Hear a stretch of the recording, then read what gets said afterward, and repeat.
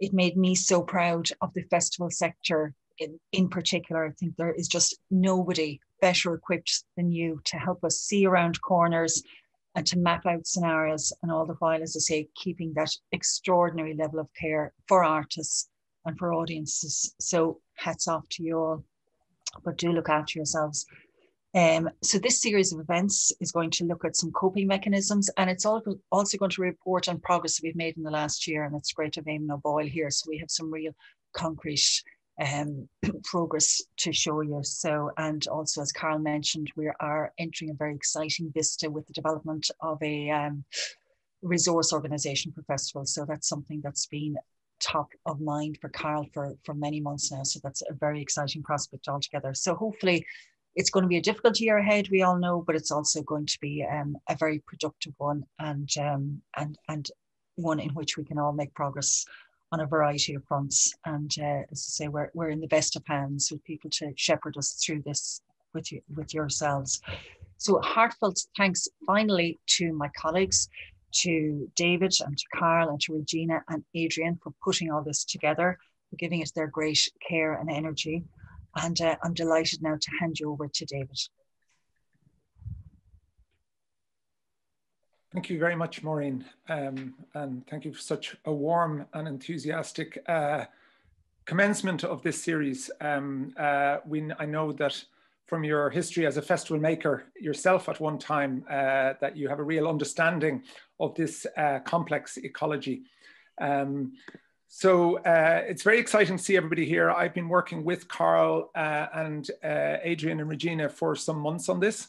And I hope it will be of use to you. It's great that there was such an enthusiastic response and so many of you are here today.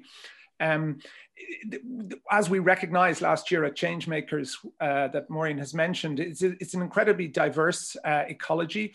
And it was great to look through the attendees here today and see that we had festivals with a visual arts tradition, with a early years tradition, with different music traditions. So this diverse ecology is represented here today, and hopefully we can speak to each other as festival makers and share.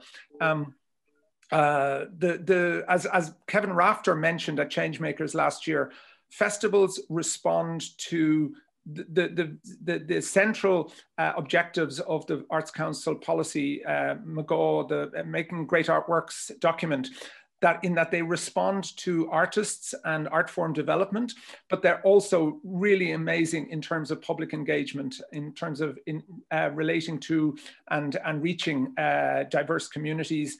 They also have the flexibility of being able to work independently of an arts infrastructure. We have festivals on islands and in small towns, but to also work very effectively with the arts infrastructure, with venues and with arts officers. So they're a really important part of the arts ecology in Ireland. And you know, they were important before COVID. They have been vital during COVID, and they're going to be absolutely important as we come out of it on the other side. But along with this resilience that Maureen has spoken about, there's also a vulnerability. And I think that's part of what we're hoping this can be, is support for you as festival makers to share knowledge. We've got some really fascinating speakers. But it's also important for us to hear from you, and that's why we've included the breakout groups, so that we can get a sense of what are your concerns, what are your ideas. I would say that last year at Festival Makers, at the talking festivals during COVID, there was a very significant voice from the community that they needed support to help them with digital needs and with organization rechanging.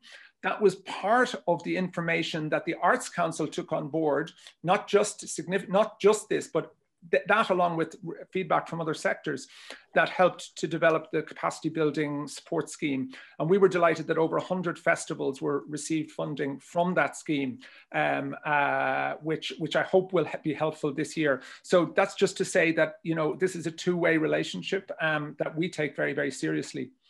So this year we're doing 4 sessions over the next 8 weeks.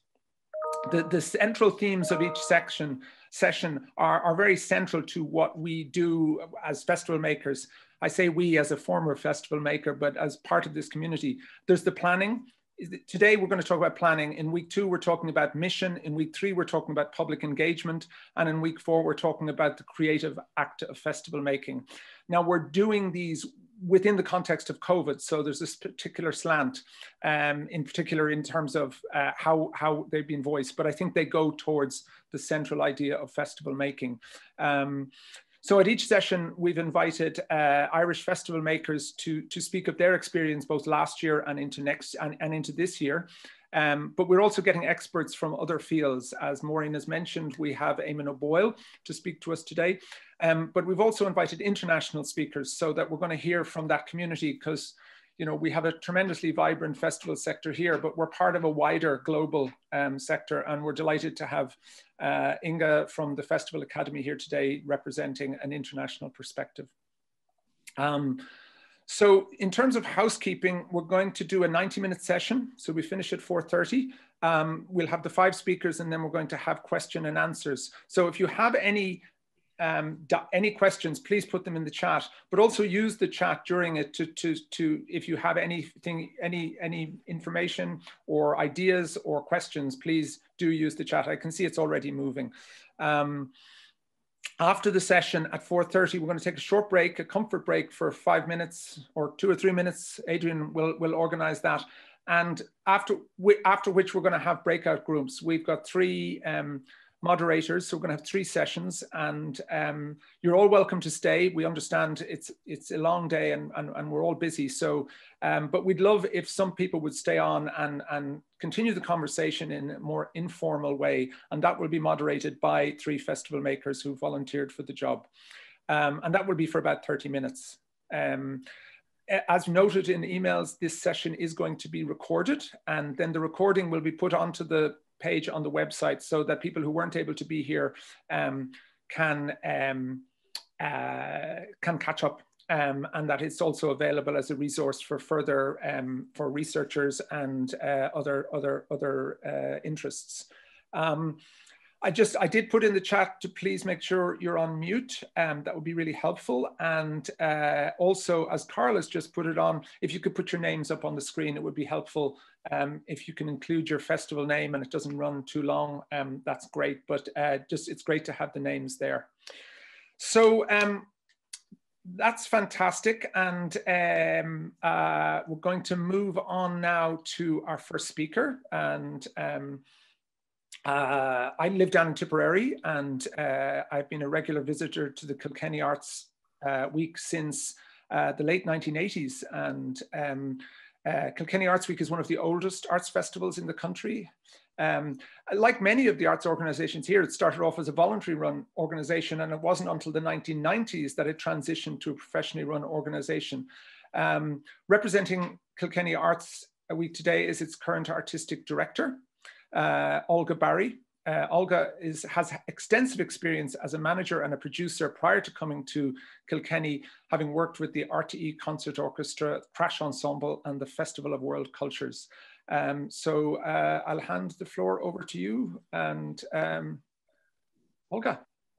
Thank you, David and Maureen and Carl, and hi, everybody. I thought for my little 10-minute overview of Kilkenny Arts Festival in 2020 and going into 2021, there's no little point in me talking about the safety issues, because Eamon is the expert in the room. I've worked with Eamon on many projects over the years, and we couldn't be in safer hands there, so I'm looking forward to that myself. But I would like to just talk you through how we approached last year and how we're planning on translating how we approached last year and the learnings from that into 2021. So Adrian, if you were happy to do a screen share, this is not an official kind of slide narrative, more that you have something more interesting to look at than me while I talk you through this, if that's okay. Adrian? I think you have the screen share already. Oh, brilliant. Yeah. Brilliant, thanks a million. Okay, so in 2020, like everybody, it was obviously a huge shock to the system, and I won't pretend that we had a clue what we were going to do initially. We were a week out from announcing a third of our ticketed program, so it was a sort of a screeching brakes situation initially. But over the following number of months, things sort of became a little bit clearer in terms of how we might walk a line through to a festival that had some meaning for our existing audience, and that would also honour what I would see as Kilkenny Arts Festival's core brand. I can't stress how strongly I feel about going back to our core strategy. Informed this process. It allowed us to go back and sort of say, well, actually, what is the point of the festival if it can't do a festival event in the ordinary way? And how do we pull the threads of our core mission and what we see as pillar objectives for the organisation? And more than anything, that actually informed our way of getting through to a first attempt at a hybrid festival model. Beyond that, it was, I'll be very honest, could the festival survive not having a festival in the ordinary way? And it would be remiss of me not to say, without the good offices of the Arts Council, we would have been in an absolute heap. That very early intervention by the Arts Council to secure key organisations was the difference between being able to seriously look ahead and beyond what COVID might mean, and knuckle down to scenario planning for 2020. Then we did have to look at what is our capacity within this changed financial platform. Our festival model, about a third of our income comes from ticket sales and a lot of sponsorship, which is built up from core funding from the Arts Council and other public bodies. So without being able to estimate a box office of any significance, that meant looking back at all things financial, the capacity within our team, and the really important thing for us, which was threaded through our own strategy, was the importance of the strategic partnerships artistically and in terms of our own community had shaped how Kilkenny Arts Festival operates. So Kilkenny operates in a city where the city itself is the palette. So our audience is both national, but we also serve a sort of civic role within Kilkenny, and that allowed us to progress conversations with stakeholders locally, as well as our artistic partners. We then went about what we had planned and did apply a roadmap of what can survive and what could be safe to make with what we knew. We worked with SLUA events and the documentation they provided for the sector, working with the Arts Council and Theatre Forum, and that allowed us to make certain decisions in a very efficient way. But I would say throughout all of that, continuing communication and conversations with our artists was key to bringing all of that process along to making those key decisions. And then working our way through scenario planning in terms of what would our general programme outlook be and what could we do in terms of migrating to a hybrid festival model. I won't lie to anybody here, I was terrified about the idea of having to be a digital expert in 4 months' time. I knew we wouldn't have the capacity to be expert in that area. But it did allow us to think about what are things that our audience are familiar with and how can we translate those meaningfully into new media, and also how we could adapt programme in other ways. On from that, Olga, so yes. Sorry to interrupt you. Would you mind making your screen full screen? Just some people can't read it. Would that be possible? Sorry to interrupt you. Of course, my apologies. Where's it gone?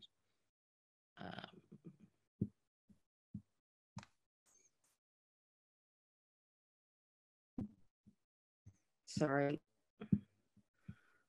If you can't, it's not a problem. It's just to help other people read. Sorry to interrupt. Of course, my apologies. Go to slideshow. Go to slideshow, Olga. Okay. Is that better? Yeah. Yeah, thank you. Sorry, Olga, thanks. Not at all. Not at all. So, having been through that whole process and talking to the team and artists and all of our collaborators, and then back to that strategic underpinning of what the festival already was, it was about assessing how we could deliver a programme in a way that also honoured our own values. In other words, could we attempt a live experience, and what would that mean? Not just pivoting the work itself, but also pivoting the audience. It became clear to me, and actually from the Changemaker Festival a year earlier, we talked an awful lot about the qualitative experience as opposed to the quantitative audience experience. And I felt there was a real opportunity to sort of say small isn't necessarily less. And one of the things that we talked a lot in our team was that philosophical question about if a tree falls in the woods, and if there's no one there to hear it, does it make a sound? So one of the things is reaching audiences in a new way and how we might adapt certain things in a digital platform. But could we actually celebrate how a small, intimate experience might be as valuable or more valuable, particularly in a COVID context? Our learnings from last year was, no matter how small that engagement in person is, it has a different emotional impact than perhaps 1,000 people looking at something coming from one room. So all of that informed our process, and then working with the artists we had already planned program with in terms of how they might adapt work, or we might adapt audience to prepare work in the original way. The last thing I would say about our 2020 approach was we were very acutely aware, and Maureen referred to this at the beginning, is about that idea of audience confidence and making sure people felt safe coming back into the room. And that meant for us making our peace with pulling it all apart if at any stage we felt that we were not going to be able to do it in a safe way for the audience, and that we would also do it in a way that would build confidence within that audience to attend live events again. That means a huge amount of communication with your existing audience and being very transparent about the methodology you're using in terms of bringing them in. The same as we see with supermarkets or in any other essential service, communicating, not just with signage, but being very clear about what the new kind of contract is between the audience and the artist, what we expect, what we need everybody to do to make this work. And that ended up informing a huge amount of the qualitative feedback from the audience. So identity in a pandemic, we decided not to call ourselves Kilkenny Arts Festival. Instead, sorry, there's an ad that we made that would, instead of using traditional media or advertising or print paperwork, that we would instead try to communicate a sense of trust and a sense of artists being at the center of the program. We had this beautiful image that we had prepared for an entirely different thing that we felt would capture, would tell people, we recognize that this is going to be different and it's going to be very lonely in a way, but we recognize there's a lot of hungry souls to be fed artistically. And here is our city, here's something very familiar. So part of our approach was to remind people of Kilkenny as it always feels, but to also tell them in subtle ways, we're shifting how we're going to bring this work to you, but it's still going to be Kilkenny. One of the things I didn't want to do was translate everything into a whole new medium and it not feel like us. And the city as the backdrop, even if you were tuning in remotely, was key to that. Performative work, as well as online work. I'm just going to show you some three quick images. Theatre, working with partners, Rough Magic, adjusting the audience around making the work as was always intended. That was a big step forward. And that was all obviously also about audience safety as much as production safety. Making dance, but doing it in a different way, working with Luke Murphy to change utterly the nature of the show he was going to make and bringing it into a very small space and controlling audience in another new way, or controlling or managing audiences in another new way, but again, making sure the live experience was at the center of it. And then working with the Irish Chamber Orchestra and bringing their work outdoors to make sure that the audience was served as widely as possible. Catherine Hunke said to me early on in our conversations, there's a lot of hungry souls to feed. We must feed as many as we can. And that stuck in my head as well. So that allowed us to have a physical attending audience as well as a lot of online work. And my thing that I said earlier about small doesn't mean less. In rooms like this, over a weekend, 60 micro concerts happened and direct conversations between artists and the audience happened. Tears were shed, I won't lie, from both artists and audiences, because it was the first time in 6 months that the eyeball to eyeball emotional exchange had happened for a lot of them. It didn't make it a lesser experience, it made it a more profound experience. That's one of the key learnings we take forward into 2021.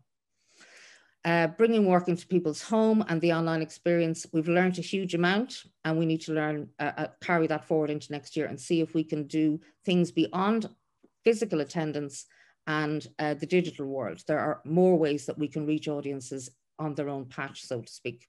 So heading into summer 2021, it's pillar work, building in pivot points for the artists as well as the audience, strengthening and leveraging the existing partnerships, which really shone through for Kilkenny last year. learning from our online own research last year, as well as the sector, and seeking to shorten the gap of how we reach audiences and engage with them beyond social media. In other words, how do we ensure that this is not just content passing in blitzes around the online world, and how do we bring audiences closer to the experience and feel part of it? So the last thing I will say is we had signs everywhere last year because we learned to do things differently. We had to learn how to do things differently. Ordinarily, festival makers, we crush bodies and souls to get the show up. You have to work in a different way to make the work safe. And patience, patience, patience. Lady Patience has to have her day every now and again, and you have to make your peace with that from time to time. And I learned that the hard way last year. Over to you, David.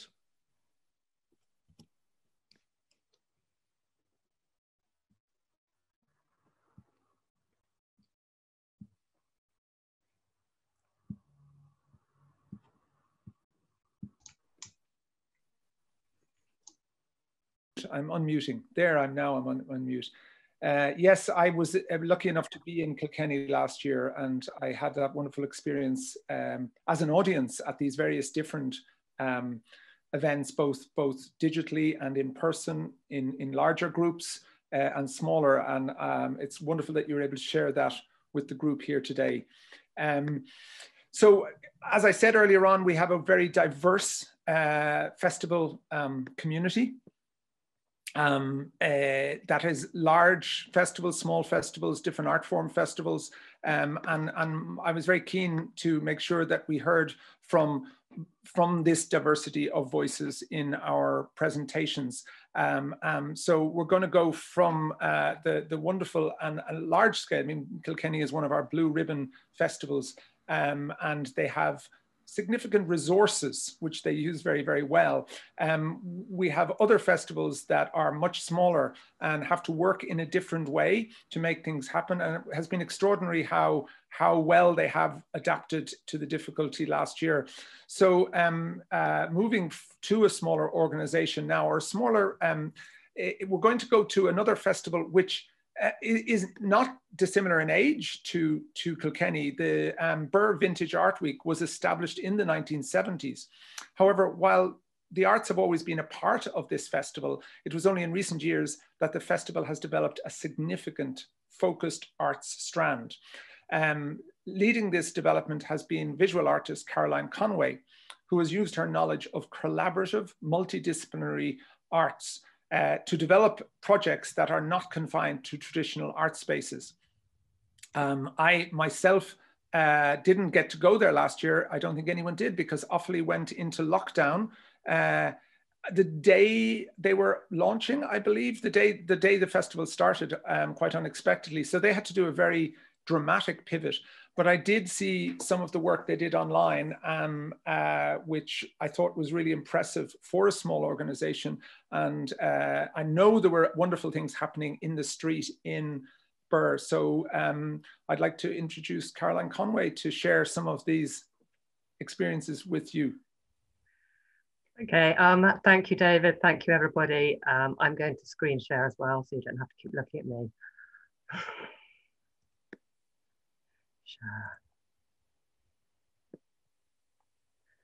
Okay, is that sharing properly? Yes. Yep. So Birr, it's a very old festival. It's 53 years old, and it is a festival that's genuinely rooted in community. More people come back to Birr for Vintage Week than they do at Christmas traditionally. And so we have a very big non-art specific audience who really do engage with stuff, but there's also this sort of nostalgia for things to be as they've always been.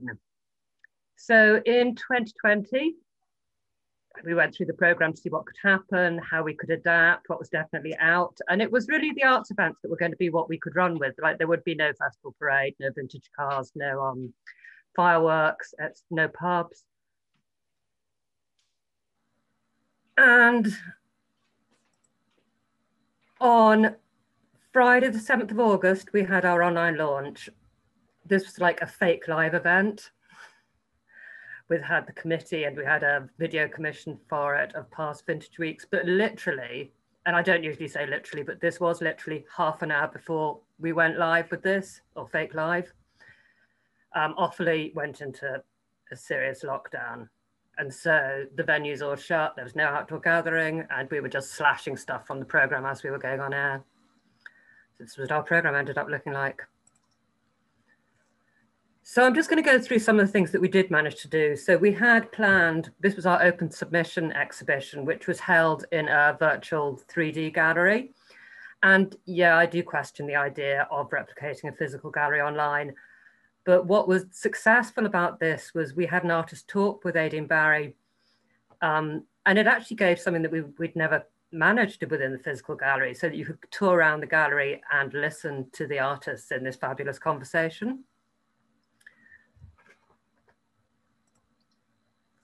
So I did this also as a kind of fake live. It was all a very steep learning curve, like a super steep learning curve, so that it was able to have different views of the gallery and see it in different ways. Had this we have fantastic work. This is Maurizio Cuevado. This is Kira Langen. And we had 27 artists in this conversation. And we had over 1,000 views. And the gallery and the talk stayed up online for 3 months. And it was actually used by a resource by the school and by a local college, which was really great. And that wouldn't have happened otherwise. So our other thing that we do is that for the past 3 years, Vintage Week has included vintage luminaries. And these are illuminations onto heritage buildings. They're narrative pieces about the stories tied up with the town. So they're not drive-bys, they're like each one's a 10 to 15 minute immersive audiovisual experience. So yeah, we'd planned this and it was all going to be great. We could have like 15 people at a time cycling through the evening, but suddenly like that was all not going, it was going to be too risky. There's lots of areas that we wouldn't be able to control.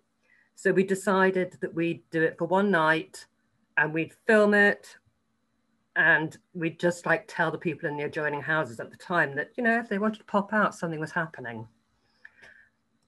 So we had 2 sites and this site was brilliant because it was the audience was in an alleyway. You could have a steward on either end. We had 2 great pieces of work shown here that were about the Conor, which was the first ever law for the protection of women and children in Ireland that was made in Birr.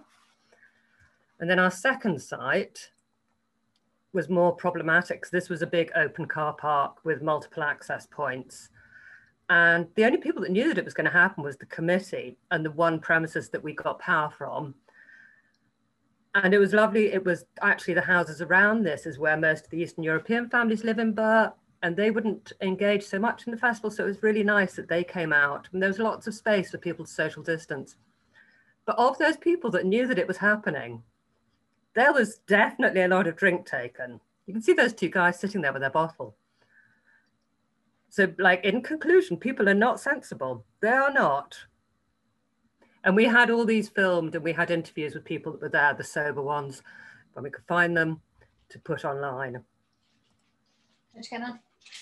And another event, sorry? No? We did a community window trail. So this is like a perfect socially distanced event. Families and businesses were invited to decorate their windows. I had material drop-offs, online tips. There was an online map so that you could navigate around the route. We had some artists making the windows as well. But it was really hard work. It was really, really hard to like G up the community. I felt like I was shouting at them online going, decorate your windows. It's going to make you feel great. But in the end, we had 32 premises took part and I cried when I went in and saw the windows. It was just amazing. And we had huge engagement on social media there's the big diaspora from Birr. So I spent the whole week online just sort of updating photographs and replying to comments, and it was lovely. There's a couple of other events that we managed to do, both online and physically. So 2021. So like for 2021, we want to not shoehorn existing events into compliance, but to try and adapt and find different ways of engagement and presentation, and kind of take it as a bit of an opportunity to shake things up to a certain degree. One of the very early funding things, I can't even remember who it was through, but Birr Municipal District bought 4 geodesic domes. So these could have a small audience inside or workshops in them. You can have an outdoor audience with only half the dome covered and performers outside. And then we have the technical capacity we've been developing with luminaries to do projections on the inside and the outside to enhance performances. There's a tradition in Birr of the shops doing vintage window displays, and we want to punctuate these with artists' windows that question this idea of nostalgia and preserving an aspect. And we are also thinking of visual art on hoardings for an open call exhibition that's thematically tied to a community project. And to accompany these, we could have a facilitated artist's talk, and same that we had the talk with Aideen, but it would be going around the town online. That would also be an audio guide that you could use physically. Can we stretch our imagination with the windows? This is New Orleans. Like, we're not New Orleans, I know that. But, you know, there's room for imagination. And like last year, somebody did decorate their whole garden. We are putting one of the events for this year into the hands of the community school to try and increase our youth engagement. And they're going to have a facilitated way of working to come up with something.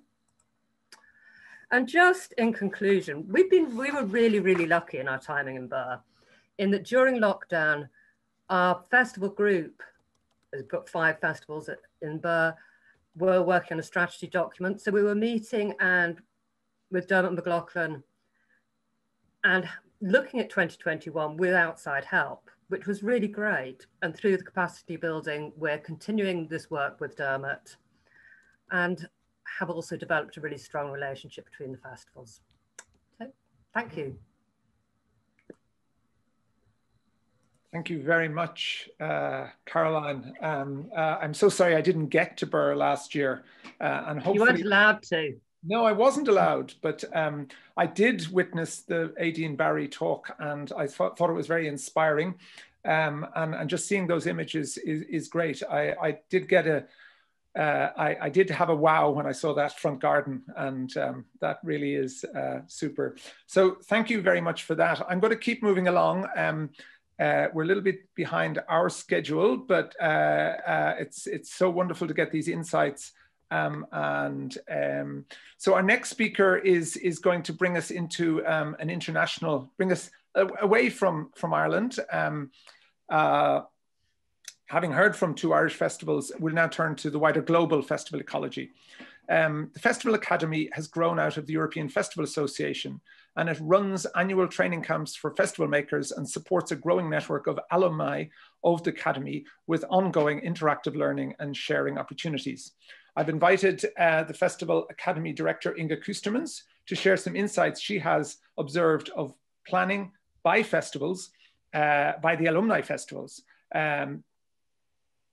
Before moving to the Festival Academy, Inge was the general manager of the highly regarded Brussels theatre company, Need Company. So you're very welcome, Inge.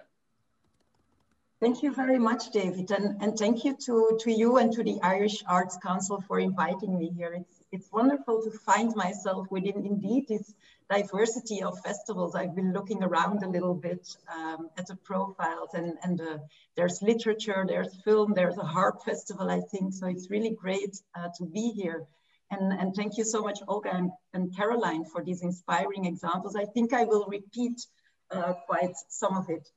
David asked me to introduce shortly the Festival Academy, but he did in his introduction, for which I'm really grateful. So I don't need to do that anymore. So I'll go immediately into the shifts that I have witnessed in festivals globally and how they adapted actually to shifting circumstances. And I think generally what we can say is that there was not one response, that there was an enormous diversity of responses. As we've seen also already in the examples of Olga and Caroline, some existing festivals went online. There were new festivals that were developed for the online sphere. Festivals took place on Instagram, WhatsApp. I've seen a festival in the Philippines that took place on radio because that was their main system of communication, let's say. Some festivals canceled, larger festivals postponed, maybe also to reflect upon what they had become, like for example, the Edinburgh International Festival. Some pushed pause to reflect first. Physical festivals, as we've seen, went to the public sphere to deal with COVID safety and social distancing measures. Formats, timings, audiences shifted. Some festivals or supporting organizations also turned to the well-being, the mental well-being of artists, with anxiety rising in specific regions where artists were really concerned about their livelihoods in the first place. There were also new initiatives that were started, as for example, the STEM Foundation in South Africa, which is actually an organization set up to support the performing arts sector, while the government in South Africa is not really doing that. So they've developed now an alternative foundation and they aim to be self-sustainable for their sector, because they reflected upon the fact that if we don't take care of it now, nobody will. So generally there was not one response. And what we saw also is that although we had all been impacted by COVID-19, we were not impacted equally. So some regions were much more impacted and some artists were much more profoundly impacted on the level of their livelihood. I think the long-term effects still need to be seen, and also part of the fallout of what it has created for the sector. For sure, there have been losses, but of course, there have also been new opportunities that have been created. I think on average, there are some communalities that we can, that I have observed. I think festivals, more so than venues or institutions or museums, bigger structures, have been enormously flexible in their response. The smaller they are, often the more flexible they've been able to respond. While museums or larger institutions may have first needed to focus on, for example, making their archives digitally available or making their spaces COVID safe. Festivals have been incredibly imaginative in thinking of new formats and new ways of doing things. New opportunities to reach audiences. The funny thing is that some festivals were doing it already before, that they already had a kind of hybrid programming in which they try to include global audiences, let's say, or speakers or reflections as part of their festival program. I think there are audiences for digital festivals. It's just also, again, about how you communicate with them and how you engage them, indeed. Opportunities to reach new stakeholders, new forms of accessing funding, and I think on average, a focus on process rather than on the end result. I've seen most festivals going through this process of reimagining themselves, thinking about their own identity, relevance, authenticity. So to really go through that process, and a high need for international cooperation. Main challenges that we've witnessed is, of course, access, the digital divide, those who have access to it and those who don't. Also related to, for example, children sometimes. I've seen FAILTE in South Africa providing a program where they delivered food packages to children together with some of their artworks, things like that.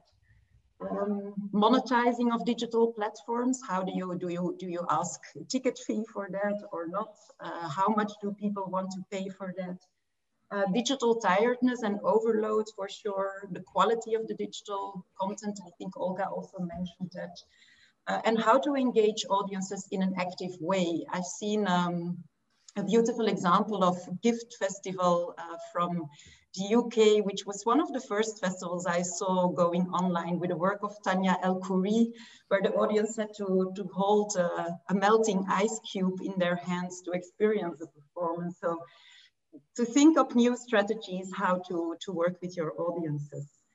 And a very big challenge also was a heavy burden on festival teams, like indeed to have to be a digital expert all of a sudden, the upskilling that you need, and financing, of course.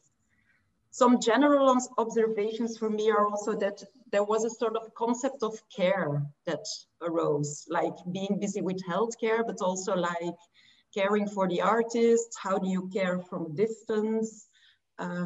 Caring for your communities, caring for the self. So this has become very prominent, I think. The divide between those who have the means financially, technically to continue and to reimagine, and those who are focusing merely on surviving. And of course, the fact that digital festivals cannot replace physical ones, as festivals are so much focused on these people-to-people encounters. On the level of survival strategies, I think imagination and creativity has been the first to mention, but also the successful, or those festivals I've seen managing the crisis successfully were those who involved their stakeholders from the start. And Olga mentioned it also, these strategic partnerships, the ongoing conversations with artists, with funders. So those who moved, for example, online, it was never a decision of one person, but it was a decision made with the artists, with the funders, etc. Also those who evaluated their results, like to look into who are these digital audiences, where are they coming from, what is the time span that they engage with the work, all these things, so to learn about that as well. Development of new technologies, and I was planning to share my screen to show you the global scape of our organization, but I will skip this for a moment. Let me see. Do you see this? So this is actually our network, so you can see a little bit where we operate. But I was at the point of development of new technologies. This is, for example, a huge music festival in India, NH7 Weekender, which developed a tool to reflect a little bit the real festival experience. So you can go to the bar, you can go to the store, you have food stalls, you have the main stage, you have different stages, you have a photo booth where you can make selfies of yourself to have this festival experience. This is another example. It's Night Hotel developed by Guy Wiseman in the Netherlands. So this is a digital platform. They produced their own performances in it. They produced a show which was called Swan Lake, which was also at the same time performed physically. And actually as an audience within this framework, you could decide what would happen on the physical stage. So you could decide about the end of the performance. Inge? Yes? Can I take 1 more minute? Yeah. So you can go to the bar, etc. All these things. So I will stop the share. I think generally also as a survival structure, cross-sectoral partnerships, there have been new funding schemes, for example, the Arab Fund for Arts and Culture that works with Netflix to support film festivals, festival makers, things like that. Embracing change, knowing that taking this actually as a positive thing for much needed transformation in our societies today. And I think that's something that we've seen generally with festivals, because COVID-19 and the transformation it has brought along runs alongside major movements as Black Lives Matter, as it has highlighted rising inequality. It has put a focus on climate change and all these things. And I think to stay relevant as festival managers, we need to connect also to these issues and see what the role of festivals can be to impact on our societies on these levels. and especially to connect and to share knowledge with each other on these levels, to be aware of what is happening in the world, but also in the festival world. So I think international networks and international collaboration will be key to the survival and the future of festivals. So I think this initiative of the Irish Arts Council is a very great initiative to follow up. So thank you, David. I'll share in the chat our website and some things that you can read if you want, if you're interested, so you can see a little bit how we approach the different topics. But thank you very much. Well, thank you, Inge, and for such a rich contribution and a very quick glimpse of sort of the global concerns. And it has been interesting in my attendance at Festival Academy events and other sort of international events.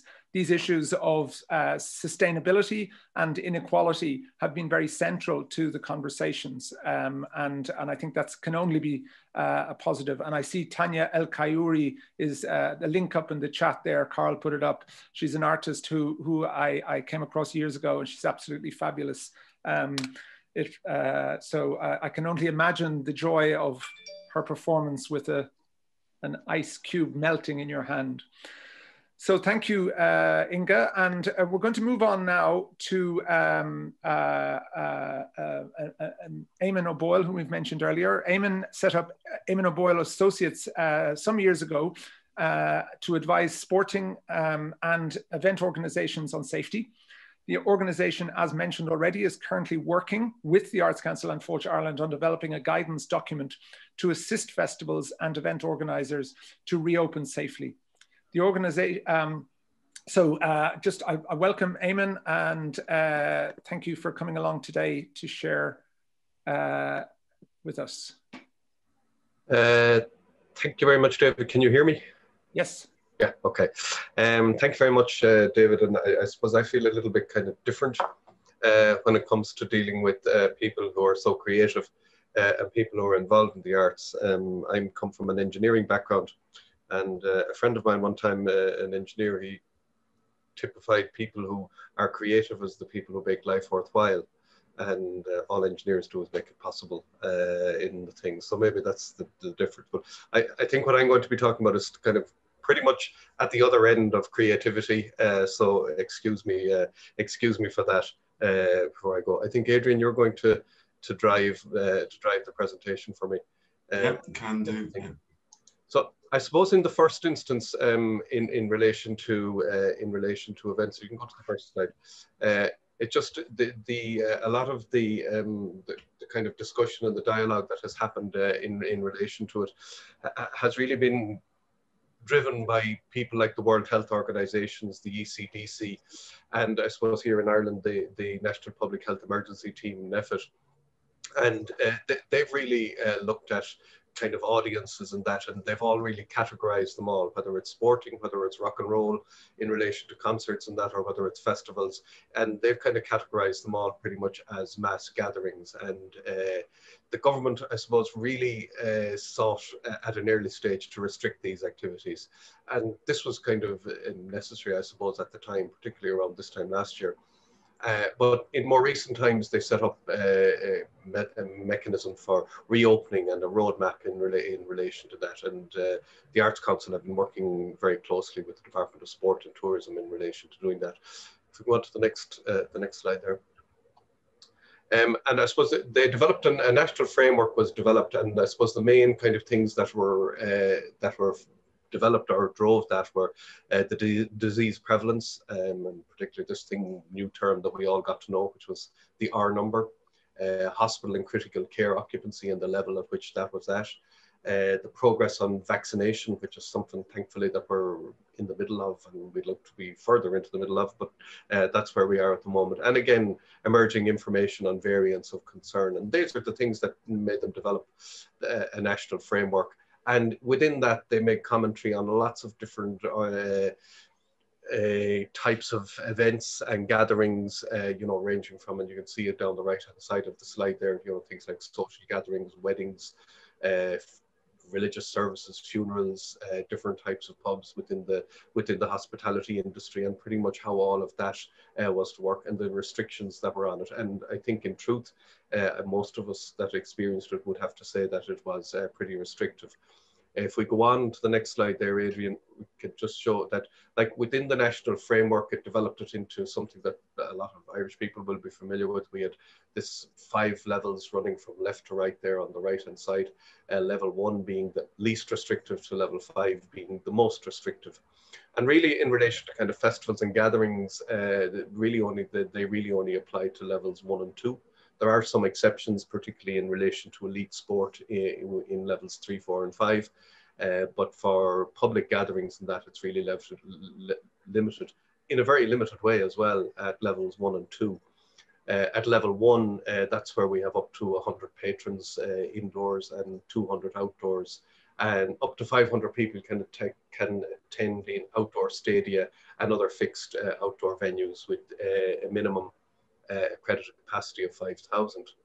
At level 2, again, we're limited to 500 indoors and 100 outdoors, and 200 in outdoor stadia, again with minimum accredited capacity of 5,000. So you can see, like, 200 people in a 5,000 person stadia, it's very, very little. Again, at level 3, there is no gatherings, and it's limited to 15 people outside. They did add a kind of one category of people for very large for large purpose-built events, and this was really for stadia and auditoriums that are conference or event centres, that specific guidance could be developed in relation to how they would operate. And that's something we were very involved with the main sporting organisations in Ireland, that we developed a guidance document which was submitted to government for opening of sports stadia to enable them to open at various levels of social distancing and that. And I'll show you some of the methodologies that we used for that later on. If we can move on to the next. One of the other things we looked at was what's happening in other countries, and particularly we leveraged from the UK, who'd done some reasonably good research on that. We looked at New Zealand, Australia, Germany, and France, and to see what they were doing. And just in the next slide, just to give you a quick summary of what we would have seen there, but they all followed similar kind of common principles: strict implementation of social distancing throughout kind of venues and that was dealt with things like ingress, egress, whether people were seated, standing, and circulation spaces in relation to the density of people you could have in all of those places. Again, the restriction of capacities. This was really dependent on, we have levels, some countries have alert levels, but in the UK, it was based on the lower of entry, exit, circulation, and capacity. So whatever was the lowest number, that was the one that was used. In Western Australia, it was limited to the large venues were restricted to 50% of their capacity. So I'm not sure what's happening there. In New South Wales, they limited to 10,000 people, which are allocated to seating.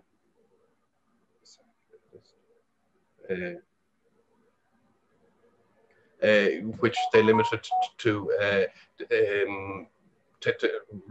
venues were restricted to 10,000 with allocated seating that were no more than quarter full. So in other words, they had to have 40,000 people. Queensland was 25,000 or half capacity, whichever is less. Bundesliga was 20% capacity in Germany, and the French Open enabled 5,000 people in a defined space. One thing that was common throughout was mandatory mask wearing was normal throughout the whole experience. If we move to the next one, Adrian. They also had enhanced cleaning, health screening, where people had to declare their health status before they came. Serving of alcohol was mixed. Some had dry, wet events. Some only had that you could be served alcohol within designated areas in your seat.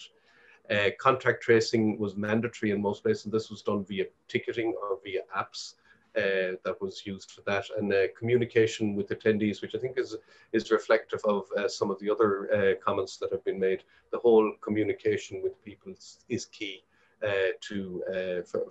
for this to work. If we go to the next one. We've been working with the Arts Council and FAILTE Ireland to develop a number of, to develop festival and event guidance. And I suppose what we'll be looking at is the development of a COVID action plan, particular risk assessment methodologies for that, managing the responsibilities, in other words, having clarity in relation to the roles for that people have to discharge, the communications plans, infection prevention, health screening, and hygiene and respiratory hygiene and that associated with the events. Can you go to the next slide, Adrian? Physical distancing, access control for specific areas, contact tracing, enhanced cleaning, venue facilities management, food, beverage, artist and performer management, and some of this is kind of linked to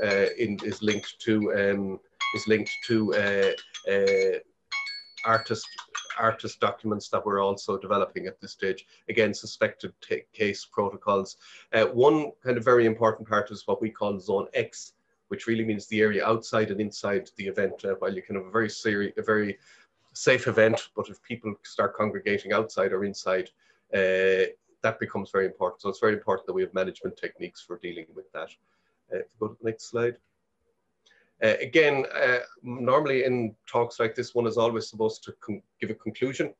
I'm not going to give a conclusion today. What I wanted to do is kind of look at what's the future, what do I think, and this is just a personal opinion of the way I think all of this is going to go. I think at the moment we've had a year long of COVID-19, and we know that the risks and hazards that have been associated with that, we've mitigated that or balanced the other side of that scale was with social distancing, respiratory hygiene, testing, antigen testing, management measures of various kinds, more lately vaccination and contact tracing, and they have gone some way to rebalancing that scale.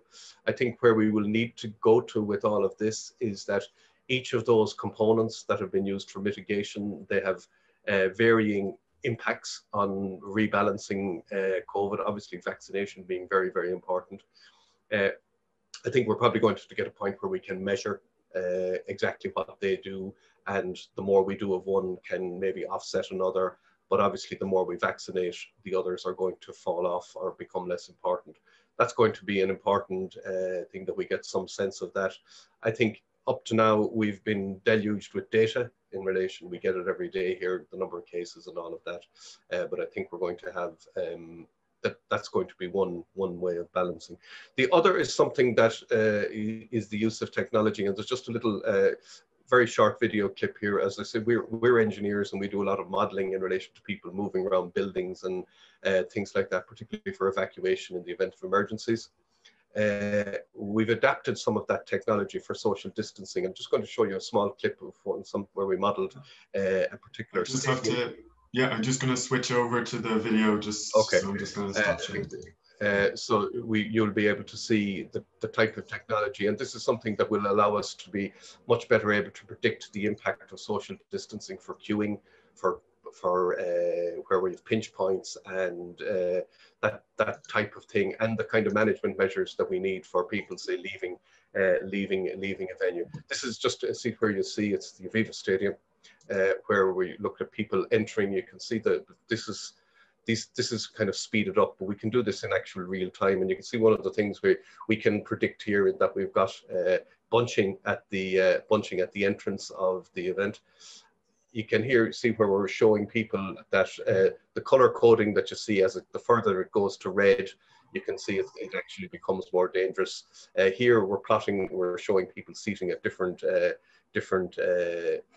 in 2s, 3s, 1s, depending on how tickets are sold and that. So you'll see how people enter here. The way they can come in, and at the end you will be able to see where at the end of the event when people start to leave.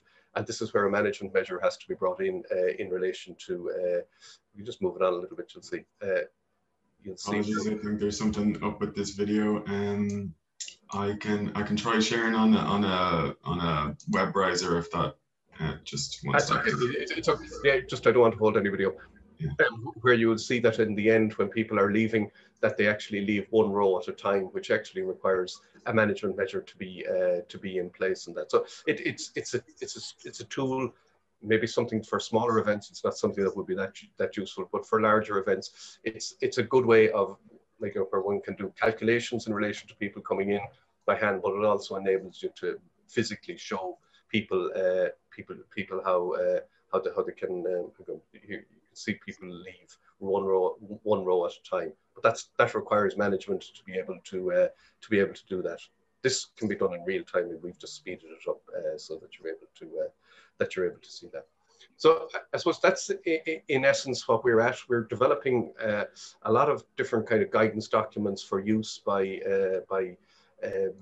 within various sectors, particularly with the festival and events sector, and also with the Department of Sport and Tourism. We're also developing documents for the much larger scale events. That's the rock and roll, the outdoor concerts, and all of that as well, in addition to festivals and smaller events. So that's pretty much it, David. I know I've gone over time, so my apologies for that. Thank you. That's pretty much what I have to say.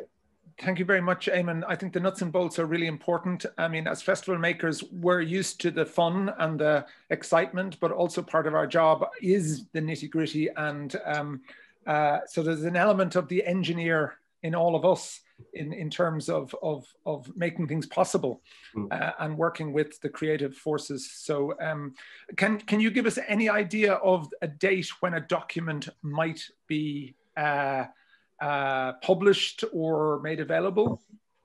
Yeah, I suppose there are a number of different kind of components to that. One is the actual document itself, and there is quite a bit of toing and froing has to be, to get commentaries back from, for the very simple point. I mean, we do the calculations and all of that, and to see that it works. But it's people like yourselves, like everybody here, who can determine, well, that will work or that won't work, or practically that's not a possible. So there is a kind of a process. There's a consultative process, and that's part of it. But I suppose Carol is on here, who's involved with it. I'd say the next 2 months or so, maybe. Carol, would be a reasonable kind of time frame for it? Yeah, I think that is reasonable. I think we're at the final stages at the moment. So, as Eamon mentioned, that's going through a number of different lenses. So, Eamon's team is providing the expert guidance to FAILTE Ireland and the Arts Council, and of course, it then subsequently has to go to the department. So, I would say 2 to 3 months is quite likely. So, I would say at the beginning of summer, probably. Terrific, because I'm sure there will be a great, many festivals will be very keen to get that, because particularly in terms of those who are presenting outdoors, having guidelines. The Theatre Forum has produced something similar for indoor venues. So we're going to move along. I'm conscious of the time. Sorry, you were going to say, Carl? Yeah, David, sorry, just quickly to mention that the next stage in this is consultation. So we have established a consultation group across the events and festival sector. So a number of festival production managers and event managers are going to be feeding into that guidance. So it's just important to let you know that guidance isn't being developed in isolation. It's being developed with the industry. So just to give you that little bit of extra information. Terrific. Thank you, Carl. I think that's really useful to know and very good to know. So we're going to move on. As I mentioned in the beginning, we were going to look to people working in the festival sector, but also to look outside of it and see was there knowledge and information outside of festival making and the arts that could feed in to help us negotiate this very difficult time. And I was drawn to a group which is part of the Accenture group called the DOC that I'd heard about. And it's described as being the flagship of R&D and global innovation. It's a Dublin-based venture with over 250 problem solvers working year-round with different organizations, both private and public, helping them to plan for the future. So I'm delighted that Conor McAndrew took up our invitation to come here today and share some of the thinking that is used by this innovation hub in helping planning in the face of uncertainty. So you're very welcome, Conor. Thank you very much, David. Thank you all very much for having me. I'm minded to think of the start of the last hour and Olga's presentation of that very empty room in the tower in Kilkenny Castle, when the last time I was there was listening to Maureen chair an event with Derek Mann in the New York Times. So it's funny to think the distance between those things and all we've experienced. I'm going to share a few slides just to I mean, I suppose it wouldn't be coming from a management consultancy if I didn't. So I'm hoping you're seeing slides and not your own faces. No, not yet. That's fine. Maybe now. Yes. Perfect. So yeah, I'm Conor McAndrew. I've spent 8.5 years in Accenture, first as a strategy consultant, and then now as someone who helps our clients build new businesses. So hoping to use design and technology to create new opportunities for them. So one of our big things is focused on human-centric design. So making sure that we're thinking about the end user, whoever they are, as we complete something. So rather than what our projects being based around cost or some individual's idea, it has to be grounded in some fundamental truths. One of the things we do with our clients is scenario planning. So we help them envisage a series of futures and then let them make some decisions and strategies based on those futures. What we find is that, as I try and move on, what we find is that people obviously are very bad at telling the future. So whether it's Black Tuesday or the iPhone and its relevance, people get it wrong. And largely that's because they don't pull together numerous threads of trends to create a more plausible future scenario. I'm not suggesting that we could have predicted the Great Recession, though I think many people did. It's more to say that you can create worlds in which you're significantly less surprised about the outcomes than you would be otherwise if you hadn't done the planning process. And I think what I recognize here is that as you have run all of your festivals over the last many, many years, whether it's 53 in Birr or more recently, you're all business owners or people who have to make these crucial decisions every day. So what I hope to do with this is really just give you some extra nuggets or insights and maybe validate some of your thinking around how you plan today, because clearly it's essential for you to do it last year and in the future as well. So I recognize that. So hopefully there's content in here that's of interest. When we look at the collision of those futures, essentially it sets up a situation where we as the festival or as the entity, as the committee or as the group of people doing it, that you can set up a set of scenarios that hopefully enable you to make a number of different decisions more effectively. And I think in terms of the benefits of creating these future scenarios, one of the most fundamental things, and we've heard it time and time again from festival makers who spoke earlier, is about setting expectations with audiences, with makers, with regulatory bodies. Eamon clearly establishing very safe boundaries and protocols so that people feel safe. And I think this also means that we can establish expectation management for ourselves as well, because it'll aid and allow for more targeted communication of key messages if we have a set of scenarios that we think are plausible into the future. So when we look at it, it also means that scenarios ultimately will mean that we minimize the response and more effective responses to future shocks, and enables better decision making. And possibly there's a lot of gap analysis. So there's a lot of seeing, okay, we didn't plan for this at all. And as a consequence, hopefully the scenarios enable identifying the space between, but also could highlight some opportunities. So as you investigate new technologies or investigate new ways of engaging with audiences or communities in terms of impact, you might well realize that as a consequence of laying out a number of different scenarios, that you're in a better position to create new or different ways of engagement which hadn't previously presented themselves, because obviously you were busy running I don't want to say the normal way, but certainly the way we normally operate. We'd often, when we talk to our clients, and in my context, that's international sort of FTSE 500 clients who sort of operate on a global footprint, they'll often have orthodoxies. So they'll often have deeply held, widely shared beliefs that hold them back.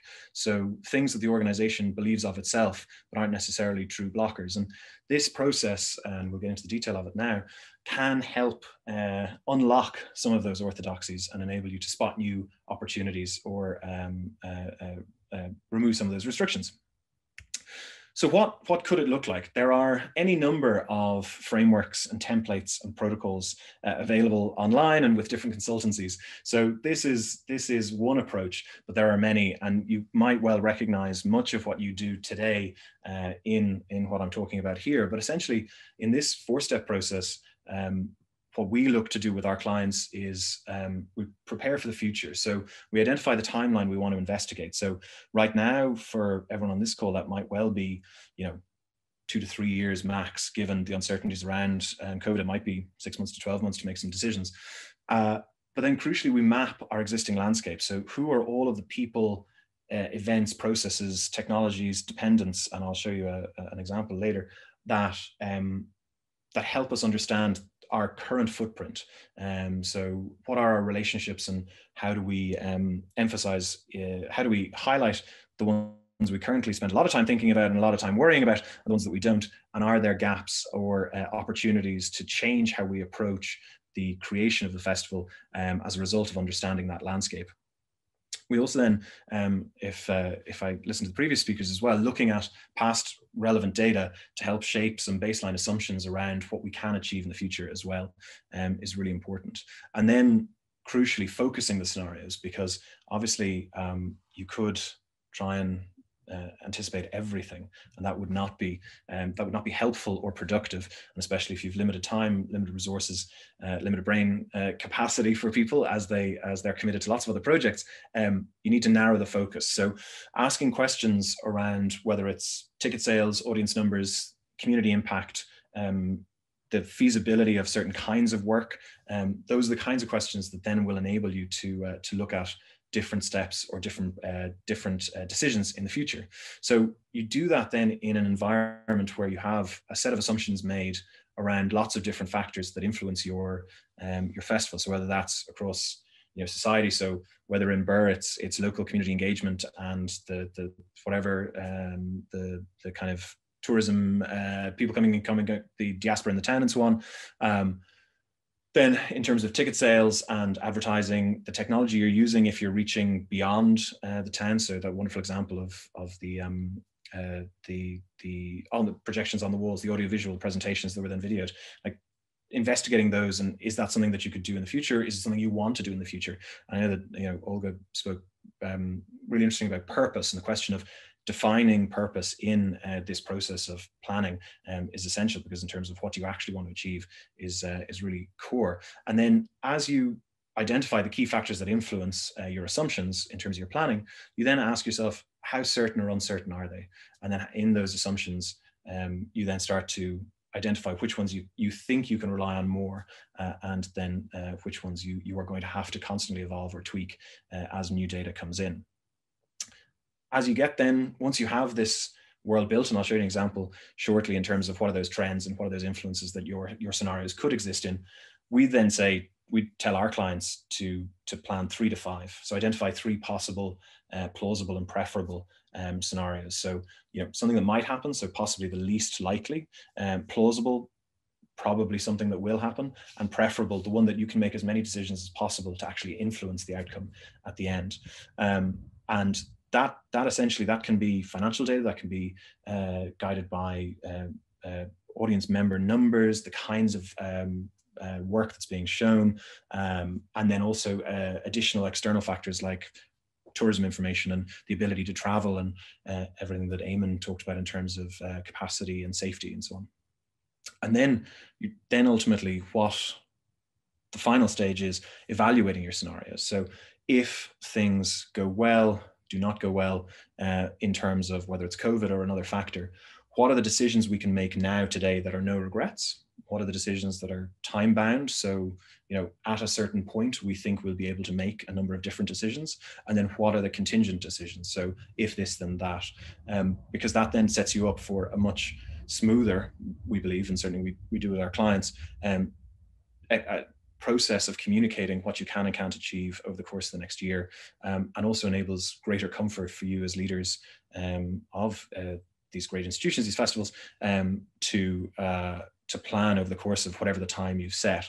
And crucially, I think what's always important is that they're not a point in time. It's not a point in time activity, rather something you do on a regular basis. So bring your team together, connect with your wider ecosystem of, whether it's other festival makers, it's artists, it's producers, it's people like Eamon who provide essential services to enable festivals, and it's the Arts Council. Connect with those people to understand the different considerations they have and their concerns, so that you can then factor in whether it's funding, time, etc., will be available. I'm going to look to David just to give me a thumbs up or thumbs down on time, because I maybe have one or two things more to say, but I'll just let him there. So what? Yeah, good, cool. Okay. Then, in terms of what does it look like? So, a plausible set of trends that I believe has a resonance for this community is obviously as the talk of hybrid models of festivals. We look at a situation where lots of people are asking questions, or were asking pre-COVID, around the value of extended reality. So whether it's AR or VR, so virtual reality or augmented reality. And I think a lot of people saying, well, look, nothing replaces events. And I suppose the question we now are faced with was that we didn't have a choice about not being able to attend. I think given the choice, very few people would actively opt into a digital only experience if there's a physical in-person experience available, especially in the arts. And I think that this set of features maybe could help you develop a better sense of what those risk factors are. So these would be the trends that you'd start out with and say, okay, well, we think these are, so whether it's the extended reality technology, peak consumption. So there are only so many things we can consume in terms of traveling to a location, in terms of volume of tickets and so on. The importance of innovation and speed. People expect things more quickly, or expect to have them within arm's reach. Talent flow restrictions, so there potentially are going to be issues of people coming across borders and so on in the future. And then very obviously environmental and public health considerations that mean that, if virtual or digital experiences become more mainstream across more sectors, these are then a series of trends that could influence how you think about your festival in this light. And then what we would show to our clients is an extended series of relevant and potentially at first glance irrelevant implications across the technology, people, and systems that they experience, and then start thinking about, well, what if those implications do exist? Does that mean for your event, your experience, or in their instance, what we often talk about is the delivery or the building of a new service or a new product, and how does it fit into this new reality given these implications? But I think what I might finish on is a more practical view of just what it means to do things like, mapping your landscape today. This is a very cold, dry view of what it means for a CTO, a chief technology officer, to implement a supply chain management software. So thankfully, I've never actually done this project, so it's a pure example and deeply unexciting, as you'd imagine. But what it does allow us to do is identify all of the key actors, the processes, the functions, and the external influences, and then map their relationships to each other. So who speaks to who, and what is the strength of their relationship, and what's the nature of that relationship. And I think this is one of the mechanisms, especially I think when you think about identifying new space, new venues, new access to funding, that potentially mapping this with your teams or with your supporters or board members gives you an opportunity to identify, well, hang on, have we left anyone out, or are we over-indexing on someone? And this, I think, is a key baseline input that really helps give you a sense of what you're doing today and how then you can plan for the future. And then crucially, I think as well, one of the things is always, there's positives and negatives. So as you look at those three, I've said three because I named them you could have 5 discs on this circle, or you could have 5 boxes. It doesn't matter. The templates are less important than just the thinking behind them, but in terms of thinking about the consequences of different decisions. So as you make a certain amount of decisions around going virtual, around limiting space at events, about taking safety decisions.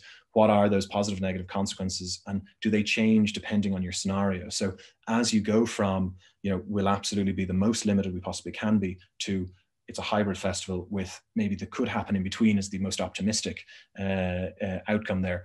What does it look like for what I've said here is people in society? So, you know, that's all of your artists, your makers, your doers as part of the festival, but also your ticket holders and your audiences. The tech in terms of what does it mean for your capability to deliver that, and is it actually just too heavy? And then processes, can you run the festival smoothly in this new format? But again, you know, if we had a conversation more detailed around your festival, we'd probably come up with some slightly more tailored endpoints for you. But the idea here is just to give you a sense of, you know, these are the kind of conversations that are absolutely happening with major organizations around the world, and that you know, I'm absolutely sure you're seeing a lot of your own thinking played back, and I hope that it's helpful. So I think, you know, take on as much as you can. Scenario planning does not have to be a monster. So I mean, you know, in Shell for the last 40 years, they've had vast teams doing foresight work. This can be a much simpler process, but it's whatever is helpful to enable you to communicate a more effective story about the amount of control you have over the next 12 to 24 months, and that you've demonstrated the thinking to stakeholders who then can support you no matter what the outcome is, as a result of you having enough capacity to anticipate what could happen in the future. So I hope it's food for thought. I know it's the most abstract of our topics. I appreciate it's a whistle-stop tour through something that probably feels a little too Harvard Business Review for this late in the afternoon. But I hope it's an insight into the kinds of conversations we have with global audiences, and that I would say hopefully you see yourselves in it as well. Thank you very much, Conor. I will stop sharing. That was fantastic. Five terrific contributions. And if we're looking at planning, it seems that I'm the one who has failed miserably in this, because we're now running up after 4:30, and we haven't even got to a question and answers. So my planning is a little bit awry, but we did have the benefit of having Maureen speak at the beginning, so we're a little bit behind this time. And the contributions, I hope that the assembled attendees will agree with me that the presentations were so good. I really didn't feel that it was of any interest to interject on them. So what I'm going to propose is, I see there is one question there about getting a copy of those slides. Conor, is that something that we can pass on to you? Thank you very much. I came across scenario planning doing an MBA 15 years ago, and I decided that it was perfect for the arts, but I had rarely heard it spoken about in the arts, because we never know what's coming. So this idea of having possible, probable and unlikely scenarios, but being able to work with that, I think is very key. And you very succinctly, in a very short space of time, managed to capture that.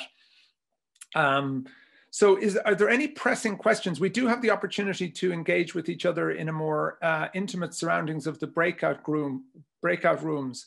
If there was any pressing questions there, we could ask our panelists. I'm not seeing any hands up or chat. So maybe we would take a 5-minute or 3-minute break. Adrian, was that the plan? Yeah, a couple of minutes, 2 or 3 minutes, great. I think we've had examples of really creative, resilient festival making from Olga and Caroline. It was wonderful to get an international perspective. And I love the idea of, that idea, and I think it's happened in Ireland too, of embracing change. That COVID has been deeply troubling and painful to deal with, but the idea that it is also an opportunity. but also that it has also exposed inequalities, and it has been an opportunity for issues of sustainability and diversity. I think these are really, really key contributions that Inge brought to us. Eamon, your contribution of nuts and bolts was fascinating and really important, and we look forward to this document. And Conor, once again, thank you for such a whistle stop, as you said, tour through what Shell has teams doing, and but I have no doubt that taken on board by communities in whatever way possible. And I think the slides will be helpful. I think one of your slides in particular just gives you that step by step that might be helpful to help us plan in the face of the pandemic. So thank you to all our speakers from all of us. Some of you the speakers may stay on, some of them may have to go. But as I understand from Adrian, we're going to take a 3-minute break, and when you return, those of you who are staying on will find yourself in one of the breakout rooms, and we have about half an hour.